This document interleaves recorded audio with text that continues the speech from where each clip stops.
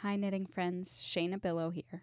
In today's video, I'm going to demonstrate how to pick up dropped stitches that are on the edge of the row. You might have been knitting before and seen stitches that look like this on the edge of your row and gotten really nervous. The first thing I want to do is explain why we've got these loops. Generally, when we're knitting, our stitches look like this, little letter V's stacked on top, one of another.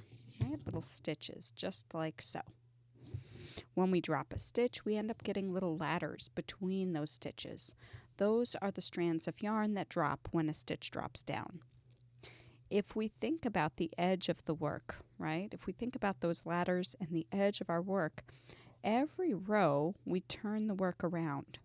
So if I was knitting this row in this direction, and I get to the edge of the row and I turn around, I'm now going in that direction. And back and forth and back and forth. So if each of these stitches, when they're dropped, creates this little row, this bar here, anytime you drop a stitch on the edge, you're going to get a bar for this stitch, plus the connection right here. That's why we end up with those loops at the edge of the work. So now let's talk about how to pick them up. Each loop represents 2 rows of knitting.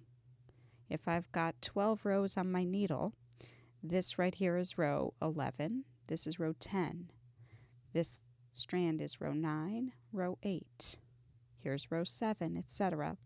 If you're looking at this loop and you don't know whether it's whether it's 1 row or 2, you can actually open it up to be sure and then secure your hook on the loop that you know is just 1 row. So after I've got my stitch secured on my hook, I'm going to hold open these 2 rows and bring up 1 and 2. So for each loop, I'm going to make sure it's laying flat,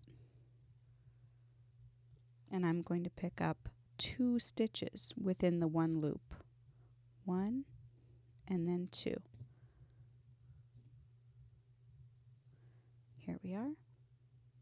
1 and 2. And then here my yarn had not been worked for the last stitch, so I'm actually going to pull that through with the crochet hook and then slide it onto the knitting needle. And that's how you pick up the stitches at the edge. Unfortunately, sometimes what happens is that 2 stitches fall off.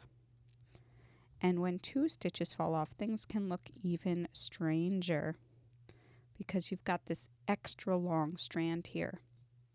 What I would recommend is that you put this stitch here, the second stitch in on a holder, once you've found it. You may have to rip a little more to make it look like something that you can make sense of.